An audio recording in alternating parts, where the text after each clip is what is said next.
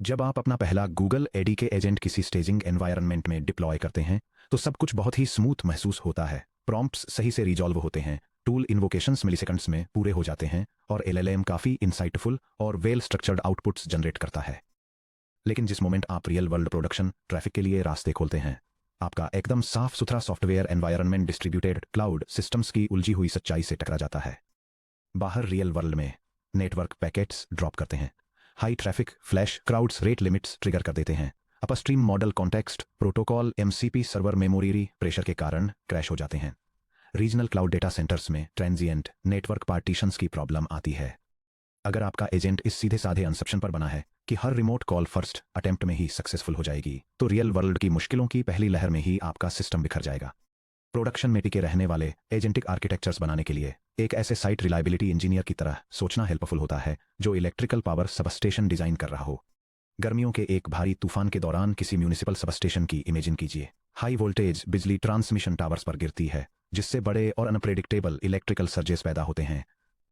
अगर grid rigidly hardwired होता तो वे voltage spikes downstream travel करते, ट्रांसफार्मर कॉइल्स को जला देते, घरों के फ्यूज उड़ा देते और पूरे के पूरे इलाकों को अंधेरे में डुबो देते।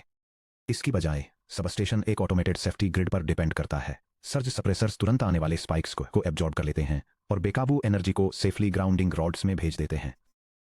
Automated circuit breakers overloaded feeder lines को डिटेक्ट करते हैं और मिलीसेकंड्स में ट्रिप ओपन हो जाते हैं, जिससे डैमेज्ड सेक्टर अलग हो जाता है और बाकी ग्रिड स्टेबल रहता है। सेकेंडरी पावर स्विचेस और डीजल जनरेटर्स क्रिटिकल लोड को सप्लाई देने के लिए ऑटोमेटिकली स्टार्ट हो जाते हैं, जिससे यह सुनिश्चित होता है कि हॉस्पिटल के ऑपरेटिंग रूम्स की सर्जिकल लैंप्स में एक बार भी ब्लिंक ना आए।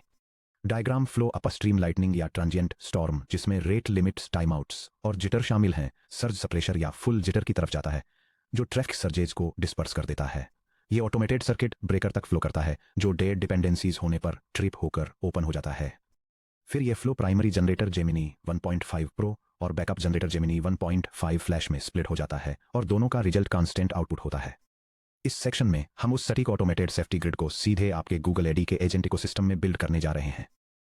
हम एक्सप्लोर करेंगे कि प्रोडक्शन एरर्स को कैसे क्लासिफाई किया जाए, फुल जिटर के साथ मैथमेटिकली साउंड रिट्राई एल्गोरिदम्स को कैसे इंप्लीमेंट किया जाए, टूल एंड पॉइंट्स को सेफगार्ड करने के लिए सर्किट ब्रेकर्स कैसे कंस्ट्रक्ट किए जाएं और डायनामिक मल्टी टियर मॉडल फॉलबैक्स कैसे डिजाइन किए जाएं जो क्लाउड में प्रॉब्लम आने पर भी ग्रेसफुल डिग्रेडेशन की गारंटी देते हैं। Section break, anatomy of production failures, transient versus terminal. Recovery logic की एक सिंगल लाइन लिखने से पहले जब कोई ऑपरेशन एक्सेप्शन थ्रो करता है तो आपको एक फंडामेंटल सवाल का जवाब देने में सक्षम होना चाहिए। अगर मैं यही सेम कॉल फॉल 500 मिलीसेकंड्स में दोबारा ट्राई करूं तो क्या इसके सक्सीड होने का कोई भी फिजिकल चांस है? एजेंटिक सिस्टम्स में प्रोडक्शन फेलियर्स साफ तौर पर 2 डिस्टिंक्ट कैटेगरीज में डिवाइड होते हैं, ट्रांजिएंट एरर्स और टर्मिनल सिमेंटिक फेलियर्स। इन दोनों को आपस में मिलाना एजेंट इंजीनियरिंग में सबसे कॉमन एंटी पैटर्न्स में से एक है। इनकमिंग एक्सेप्शन, क्या यह टाइम या बैक ऑफ के साथ रिकवरेबल है? अगर हाँ तो यह ट्रांजिएंट है। एग्जाम्पल्स में HTTP 4229 rate limit, HTTP 5003 unavailable और गेटवे टाइम आउट शामिल हैं। इनके लिए जिटर के साथ एक्सपोनेंशियल बैक ऑफ अप्लाई करें, अगर नहीं तो यह टर्मिनल है। एग्जाम्पल्स में स्कीमा डिकोडिंग एरर, मेलफॉर्मर आर्गुमेंट्स और इनवैलिड टूल कॉल लॉजिक शामिल हैं। इनके लिए फेल फास्ट करें या एजेंट रीजनिंग को एस्केलेट करें। ट्रांजिएंट फेलियर्स रिट्राइबल, ट्रांजिएंट फेलियर्स ऐसे टेम्परेरी ग्लिच होते हैं जो network fluctuations, brief resource contention या अपस्ट्रीम लोड शेडिंग के कारण होते हैं। अंडरलाइंग रिक्वेस्ट पेलोड पूरी तरह से वैलिड होता है, इंफ्रास्ट्रक्चर बस उस प्रिसाइज माइक्रोसेकंड पर इसे फुलफिल नहीं कर सका। गूगल एडी के पाइपलाइंस में कॉमन ट्रांजिएंट एरर्स में शामिल हैं HTTP 429 यानी रिसोर्स एग्जॉस्टेड या रेट लिमिट। आपने वर्टेक्स AI या गूगल AI स्टूडियो पर अपने टोकन पर मिनट यानी TPM या क्वेरीज पर मिनट यानी QPM कोटा को पार कर लिया है। सर्वर आपको साफ तौर पर बता रहा है कि मैं ठीक हूं, लेकिन आप बहुत तेजी से आगे बढ़ रहे हैं, धीमे हो जाइए। HTTP 503 यानी सर्विस अनअवेलेबल या backend overload. Upstream model serving cluster में एक टेम्परेरी कैपेसिटी क्रंच या अंडरलाइंग पॉड्स को साइकिल करने वाला एक लोड बैलेंसर। HTTP 504 या gRPC डेडलाइन अंडरस्कोर एक्सीडेड यानी गेटवे टाइमआउट्स। एजेंट का प्रॉम्प्ट इन्फ्रेंस रिक्वेस्ट्स के सर्ज के पीछे क्यू में लग गया था, या किसी एक्सटर्नल टूल ने वायर पर अपना पेलोड रिटर्न करने में बहुत ज्यादा टाइम लगा दिया। ट्रांसपोर्ट लेवल TCP रीसेट्स यानी इकॉन रीसेट। ब्रोकन पाइप्स, आपके एप्लीकेशन रन टाइम और गूगल क्लाउड API गेटवे के बीच temporary network blips. Transient failures के लिए सही रिस्पॉन्स पेशेंस रखना है, बैक ऑफ करें, सर्ज के क्लियर होने का वेट करें और रिट्राई करें। टर्मिनल सिमांटिक फेलियर्स यानी non retriable. Terminal semantic failures logical bugs, schema mismatches या डिटर्मिनिस्टिक कंस्ट्रेंट वायलेशंस को रिप्रेजेंट करते हैं। अगर आप एपीआई को बिल्कुल सेम पेलोड 10,000 टाइम्स भेजते हैं तो ये 10,000 टाइम्स ही फेल होगा। इन एरर्स को रिट्राई करने से कंप्यूट साइकिल्स वेस्ट होने, क्लाउड बिल्स इन्फ्लेट होने और कोटा बर्न होने के अलावा कुछ हासिल नहीं होता। टर्मिनल फेलियर्स के एग्जाम्पल्स में शामिल हैं पीडेंटिक वैलिडेशन या स्कीमा डिकोडिंग एरर्स, यानी एलएलएम ने ऐसा जेसन प्रोड्यूस किया जो आपके टूल के इनपुट स्कीमा से मैच करने में फेल हो गया। HTTP ट्रांसपोर्ट लेयर को रिट्राई करने से वो जनरेटेड टेक्स्ट सही नहीं हो जाएगा जो मेलफॉर्म्ड था। HTTP 400 बैड रिक्वेस्ट या इनवैलिड आर्गुमेंट, यानी आपने मॉडल क्लाइंट को कोई unsupported parameter, invalid context window configuration या अनरिकॉग्नाइज्ड सेफ्टी सेटिंग पास कर दी है। HTTP 401 या 403 ऑथेंटिकेशन या परमिशन डिनाइड, यानी आपके सर्विस अकाउंट के पास रोल्स या AI platform dot user IAM role नहीं है या आपकी API की इनवैलिड है। टूल लॉजिक एक्सेप्शंस, यानी किसी कस्टम पायथन टूल ने सिंटैक्स एरर के साथ SQL डेटाबेस को क्वेरी करने की कोशिश की या किसी ऐसे अकाउंट ID को लुकअप किया जो आपके CRM में एक्सिस्ट नहीं करता। टर्मिनल फेलियर्स के लिए आपको ट्रांसपोर्ट लेयर पर ही तुरंत फेल फास्ट करना होगा और एरर को सीधे एजेंट के मेटा रीजनिंग लूप में दिखाना होगा ताकि एजेंट सोच विचार करके अपने इनपुट को करेक्ट कर सके, या फिर कॉलर को एक क्लीन एरर रिटर्न करना होगा। Section break, full jitter exponential back off, taming the thundering herd. जब कोई एजेंट HTTP 429 या 503 को हिट करता है तो कई डेवलपर्स का पहला रिएक्शन एक सिंपल रिट्राई लूप लगा देने का होता है। यह स्निपेट रेट लिमिट्स को हैंडल करने का एक एंटी पैटर्न इलस्ट्रेट करता है जो एक जनरेटिव मॉडल से आउटपुट रिक्वेस्ट करने के अटेम्प्ट्स के बीच एक फिक्स्ड ड्यूरेशन के लिए पॉज करने वाला बेसिक रिट्राई लूप दिखाता है। यह अप्रोच प्रोडक्शन में क्यों फेल होती है ये देखने के लिए इमेजिन कीजिए कि एक enterprise customer service agent fleet है जिसमें 500 कॉन्करेंट वर्कर टास्क एक कुबरनेटीज क्लस्टर पर रन हो रहे हैं। 10 AM पर एक अनएक्सपेक्टेड ट्रैफिक स्पाइक आपकी API कोटा से टकराता है। सभी 500 वर्कर्स को ठीक उसी मिलीसेकंड पर HTTP 429 मिलता है। अगर सभी 500 workers time dot sleep 2 execute करते हैं तो वे सभी एक साथ शांत हो जाएंगे और फिर 10:02 AM पर सभी 500 वर्कर्स ठीक उसी इंस्टेंट पर अपनी रिट्राई रिक्वेस्ट फायर करेंगे। यह क्लासिक थंडरिंग हर्ड प्रॉब्लम है। अपस्ट्रीम सर्विस को रिकवर होने देने के बजाय आपके वर्कर्स आपके अपने बैकएंड के अगेंस्ट एक synchronized distributed denial of service DDoS attack की तरह एक्ट करते हैं। अपस्ट्रीम सर्विस तुरंत एक और 429 थ्रो करती है, वर्कर्स फिर से 2 सेकेंड्स के लिए स्लीप मोड में चले जाते हैं और यह साइकिल तब तक रिपीट होती रहती है जब तक कि रिक्वेस्ट्स पूरी तरह टाइम आउट न हो जाएं। Without jitter synchronized spikes over time requests का एक ग्राफ पीरियोडिक स्पाइक्स दिखाता है जो 80 तक पहुंचते हैं, जहां सिंक्रोनाइज्ड रिट्राई वेव्स बैकएंड को ओवरवेल्म करती हैं। With full jitter smooth distribution over time requests का एक ग्राफ स्टेडी डिस्ट्रीब्यूशन दिखाता है जो 20 पर पीक करता है, जहां retries over time uniformly disperse होती हैं। फुल जिटर की मैथमेटिक्स, सिंक्रोनाइजेशन को खत्म करने के लिए हम 2 टेक्निक्स इंट्रोड्यूस करते हैं, एक्सपोनेंशियल बैक ऑफ और randomized jitter. Exponential back off हर फेल्ड अटेम्प्ट के साथ वेट टाइम को एक्सपोनेंशियली बढ़ा देता है। अटेम्प्ट का बैक ऑफ Tmax और B times 2 the power of attempt के मिनिमम के इक्वल है, जहां भी बेस डिले है फॉर एग्जाम्पल 1.0 सेकेंड और Tmax मैक्सिमम अलाउएबल कैप है for example 32.0 seconds. Full jitter exponential back of द्वारा कैलकुलेट की गई डिटर्मिनिस्टिक ड्यूरेशन के लिए स्लीप करने के बजाय हम $0 और कंप्यूटेड बैक ऑफ लिमिट के बीच यूनिफॉर्मली डिस्ट्रीब्यूटेड एक रैंडम वैल्यू पिक करते हैं। T वेट 0 और Tmax and B times 2 the power of attempt के मिनिमम के यूनिफॉर्म के इक्वल है। AWS आर्किटेक्चर टीम्स द्वारा ओरिजिनली पब्लिश की गई रिसर्च ये दिखाती है कि भले ही कई जिटर वेरिएशंस मौजूद हैं जैसे इक्वल जिटर, डीकोरिलेटेड जिटर, लेकिन full jitter high concurrency systems में सबसे lowest client side completion time और रिट्राई स्पाइक्स का सबसे कंप्लीट डिस्पर्शन प्रोवाइड करता है। यह रिट्राई कर्व को पूरी तरह से फ्लैट कर देता है, जिससे सिंक्रोनाइज्ड ट्रैफिक की शार्प डिस्ट्रक्टिव वेव्स एक स्मूथ मैनेजेबल बैकग्राउंड हम में ट्रांसफॉर्म हो जाती हैं। Section break, the circuit breaker pattern tools और MCP एंडपॉइंट्स को प्रोटेक्ट करना रिट्राइज ट्रांजिएंट नेटवर्क हिकअप्स के लिए सही टूल हैं, लेकिन तब क्या होता है जब कोई एक्सटर्नल डिपेंडेंसी पूरी तरह से ठप हो जाती है। एक ADK एजेंट को कंसीडर करें जो एक MCP टूल से इक्विप्ड है जो इंटरनल इन्वेंट्री डेटाबेस को क्वेरी करता है। अगर वह डेटाबेस किसी अनहैंडल्ड पैनिक का शिकार होता है और ऑफलाइन हो जाता है तो इन्वेंट्री चेक करने की कोशिश करने वाला हर सिंगल एजेंट वर्कफ्लो अपनी इनिशियल रिक्वेस्ट फायर करेगा, वेट करेगा, बैक ऑफ के साथ रिट्राई करेगा, फिर से वेट करेगा, थर्ड टाइम रिट्राई करेगा और अल्टीमेटली 60 सेकेंड्स के बाद टाइम आउट हो जाएगा। अगर आपके पास पर मिनट 100 इनकमिंग रिक्वेस्ट्स आ रही हैं तो आपके hundreds of agent threads dead network sockets पर जल्दी ही ब्लॉक हो जाएंगे। वर्कर पूल्स एग्जॉस्ट हो जाते हैं, मेमोरी कंजम्पशन स्पाइक कर जाता है और पूरी एजेंट एप्लीकेशन फ्रीज हो जाती है, उन यूजर रिक्वेस्ट्स के लिए भी जिनका इन्वेंट्री से कोई लेना देना नहीं था। यह एक कैस्केडिंग फेलियर है। इसे रोकने के लिए हम एक्सटर्नल टूल्स और MCP सर्वर्स को एक ऑटोमेटेड सर्किट ब्रेकर के पीछे रखते हैं। क्लोड नॉर्मल कॉल्स पास थ्रू होती हैं। जब फेलियर्स थ्रेशोल्ड से ज्यादा होते हैं तो ये ओपन की तरफ ले जाता है। ओपन ट्रिप्ड एरर के साथ इमीडिएटली फास्ट फेल होता है। जब रिकवरी टाइम आउट इलैप्स हो जाता है तो ये हाफ ओपन की तरफ ले जाता है। Half open canary test call allowed है। अगर कैनरी सक्सेसफुल होती है तो ये क्लोज्ड की तरफ ले जाता है। अगर कैनरी फेल होती है तो ये ओपन की तरफ ले जाता है। The 3 states of A circuit breaker. एक सर्किट ब्रेकर एक्सटर्नल इन्वोकेशन के चारों ओर रैप्ड एक स्टेट मशीन की तरह काम करता है।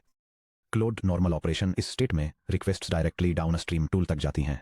ब्रेकर एक रोलिंग टाइम विंडो के अंदर रिसेंट कॉल्स के आउटकम को ट्रैक करता है। अगर फेलियर रेट एक प्रीडिफाइंड थ्रेशोल्ड से नीचे रहता है, फॉर एग्जाम्पल 5 कंसेक्यूटिव फेलियर्स या 10 कॉल्स पर 50% फेलियर रेट, तो ब्रेकर क्लोज्ड ही रहता है। ओपन ट्रिप या फास्ट फेल, एक बार जब फेलियर थ्रेशोल्ड क्रॉस हो जाता है तो ब्रेकर ओपन पर ट्रिप हो जाता है।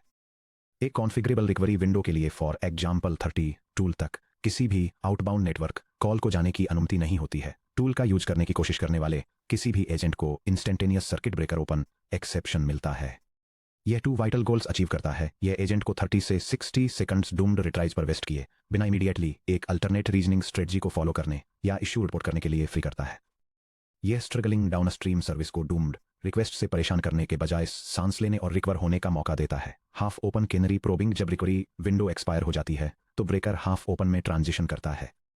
यह डाउनस्ट्रीम सर्विस तक एक सिंगल कैनरी रिक्वेस्ट को जाने देता है। अगर कैनरी रिक्वेस्ट सक्सीड होती है तो ब्रेकर मान लेता है कि डिपेंडेंसी फिर से हेल्दी है, अपने एरर काउंटर्स को रिसेट करता है और क्लोज्ड पर वापस आ जाता है। अगर कैनरी रिक्वेस्ट फेल हो जाती है तो ब्रेकर इमीडिएटली दूसरे रिकवरी पीरियड के लिए वापस ओपन में ट्रांजिशन हो जाता है। Section break 4, tiered fallback models और ग्रेसफुल डिग्रेडेशन। क्या होता है जब आउटेज आपके टूल्स में नहीं बल्कि खुद फाउंडेशन मॉडल में ही हो जाए? सबसे रोबस्ट क्लाउड प्लेटफॉर्म्स में भी कभी कभी रीजनल इंसिडेंट्स, कैपेसिटी कंस्ट्रेंट्स या जेमिनी 1.5 प्रो जैसे फ्लैगशिप मॉडल टायर्स पर स्ट्रिक्ट कोटा थ्रॉटलिंग हो जाती है।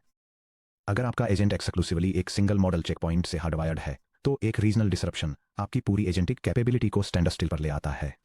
एक resilient production architecture graceful degradation assure करने के लिए टायर्ड मॉडल फॉलबैक्स का यूज करता है।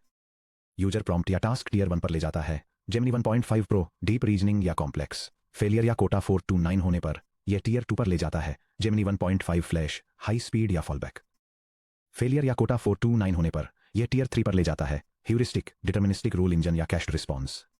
डिग्रेडेशन हायरार्की डिजाइन करना। एक बैटल टेस्टेड मॉडल हायरार्की आमतौर पर ऐसी दिखती है। Tier 1 flagship reasoning Gemini 1.5 pro role primary driver. यह intricate multi step reasoning, complex tool orchestration और लार्ज कॉन्टेक्स्ट डॉक्यूमेंट एनालिसिस को हैंडल करता है। Tier 2 high throughput fallback Gemini 1.5 flash role secondary driver. अगर टायर 1429 कोटा एग्जॉस्ट या persistent 503 encounter करता है तो सिस्टम तुरंत एग्जीक्यूशन फ्रेम को फ्लैश में डाउनग्रेड कर देता है। हालांकि फ्लैश में लॉन्ग चेन रीजनिंग थोड़ी कम नुआंस्ड होती है, लेकिन यह same system instruction format share करता है, टूल कॉल्स को रिलायबली एग्जीक्यूट करता है और इसके थ्रूपुट लिमिट्स काफी हायर और लेटेंसी लोअर होती है। Tier 3 deterministic safe mode rule based heuristic या cached response. Role last line of defence. अगर सभी अपस्ट्रीम LLM API अनरीचेबल हैं तो coordinator rule based deterministic fallback पर ड्रॉप हो जाता है। यह एक स्ट्रक्चर्ड एरर या सेफ डिफॉल्ट मैसेज जैसे कि our intelligent routing system is temporarily degraded आपकी रिक्वेस्ट प्रायोरिटी प्रोसेसिंग के लिए सेफली क्यू हो गई है रिटर्न करता है, जिससे अनहैंडल्ड क्रैश यूजर इंटरफेस तक पहुंचने से बच जाते हैं। मॉडल टीयर्स के अक्रॉस कॉन्टेक्स्ट प्रिजर्वेशन। जब आप मॉडल्स के बीच फॉल बैक कर रहे हों तो आपके एजेंट कोऑर्डिनेटर को कॉन्टेक्स्ट इंटीग्रिटी प्रिजर्व करनी चाहिए। यह सुनिश्चित करें कि सिस्टम इंस्ट्रक्शंस, टूल डेफिनेशंस और चैट हिस्ट्री एडीके के यूनिफाइड रिप्रेजेंटेशन का यूजर करके फॉर्मेटेड हों ताकि उन्हें बिना किसी ट्रांसफॉर्मेशन के प्रो या फ्लैश द्वारा इंटरचेंजेबली इंजेस्ट किया जा सके। कॉन्टेक्स्ट लेंथ पर नजर रखें। हालांकि जेमिनी 1.5 प्रो और फ्लैश दोनों में मैसिव कॉन्टेक्स्ट विंडोज होती हैं, लेकिन अगर आप कभी छोटे लेगेसी या लोकल मॉडल्स पर फॉल बैक करते हैं तो यह वेरीफाई कर लें कि active token count secondary model की कॉन्टेक्स्ट लिमिट को ब्रीच न करे। Section break, hands on implementation, enterprise reliability harness. चलिए इन आर्किटेक्चरल पैटर्न्स को प्रोडक्शन ग्रेड पायथन कोड में बदलते हैं। हम गूगल एडीके के लिए एक कंप्लीट रिलायबिलिटी हार्नेस बनाएंगे जिसमें शामिल हैं एक्सटर्नल टूल कॉल्स और MCP एंड पॉइंट्स के लिए एक thread safe circuit breaker, full jitter के साथ कॉन्फ़िगरेबल एक्सपोनेंशियल बैक ऑफ को सपोर्ट करने वाली एक रिट्राई पॉलिसी, एक रेजिलिएंट एजेंट कोऑर्डिनेटर जो सब कुछ एक साथ जोड़ता है, एग्जीक्यूशन और मल्टी टीयर मॉडल फॉलबैक्स को मैनेज करता है। यह स्क्रिप्ट आर्टिफिशियल इंटेलिजेंस एप्लीकेशंस के लिए फॉल्ट टॉलरेंट सॉफ्टवेयर सिस्टम्स बनाना डेमोन्स्ट्रेट करती है। यह सर्विस आउटेज के दौरान सिस्टम ओवरलोड को रोकने के लिए फेल हो रहे एक्सटर्नल टूल्स को टेम्परेरीली डिसेबल करके एक सर्किट ब्रेकर पैटर्न इंप्लीमेंट करती है। इसमें टेम्परेरी एरर्स को सही तरीके से हैंडल करने के लिए रैंडमाइज्ड डिले के साथ एक exponential back of retry mechanism भी है। फाइनली ये लैंग्वेज मॉडल्स की मल्टी टायर्ड हायरार्की में एग्जीक्यूशन को कोऑर्डिनेट करती है, और अगर प्राइमरी सर्विसेज में लगातार फेलियर्स आते हैं तो ये ऑटोमेटिकली सेकेंडरी मॉडल्स या एक डिफॉल्ट सेफ्टी मैसेज पर फॉल बैक कर जाती है। Section break, architectural takeaways. Bulletproof agentic systems बनाने के लिए हैप्पी पाथ एग्जीक्यूशन के असम्पशन से आगे बढ़ने की जरूरत होती है। अपने गूगल एडी के एप्लीकेशंस में इन रेजिलियंस पैटर्न्स को लेयर करके आप एग्जीक्यूशन के हर स्टेज पर अपने सिस्टम को प्रोटेक्ट करते हैं। अर्ली क्लासिफाई करें, ट्रांजिएंट नेटवर्क ब्लिप्स को टर्मिनल सेमेंटिक एरर्स से अलग करें, किसी मेलफॉर्मेड जेसन पेलोड या इनवैलिड टूल पैरामीटर को कभी रिट्राई न करें। लोड को स्कैटर करें, रिजिड डिलेज को full jitter exponential back of से रिप्लेस करें ताकि रिट्राई करने वाले एजेंट्स आपके अपस्ट्रीम एपीआई को ओवरवेल्म न करें। फेलियर्स को आइसोलेट करें, एक्सटर्नल टूल्स और एमसीपी सर्वर्स को सर्किट ब्रेकर्स में रैप करें ताकि ब्रोकन इंटीग्रेशंस तेजी से फेल हो जाएं और आपके एजेंट थ्रेड्स रिस्पॉन्सिव बने रहें। ग्रेसफुली डिग्रेड करें, एक टायर्ड मॉडल हायरार्की सेट करें, जेमिनी 1.5 प्रो से जेमिनी 1.5 फ्लैश और फिर ह्यूरिस्टिक्स तक, ताकि कोटा लिमिट्स या रीजनल आउटेज आपके कोर यूजर एक्सपीरियंस को कभी डाउन न करें। अब जब हमने एरर्स को एब्जॉर्ब करने और सिस्टम्स फेल होने पर फॉल बैक करने के लिए एक ऑटोमेटेड सेफ्टी नेट बना लिया है, तो हमें कई ट्रांजिएंट एरर्स के अपर स्ट्रीम कॉज यानी कैपेसिटी लिमिट्स पर अपना ध्यान देना होगा। सब टॉपिक 14.4 में हम एक्सप्लोर करेंगे कि रेट लिमिट स्टॉर्म्स को शुरू होने से पहले रोकने के लिए टोकन बकेट्स को प्रोएक्टिवली कैसे मैनेज करें, कोटा कैसे एलोकेट करें और कॉन्करेंट क्लाइंट रिक्वेस्ट्स को कैसे गवर्न करें।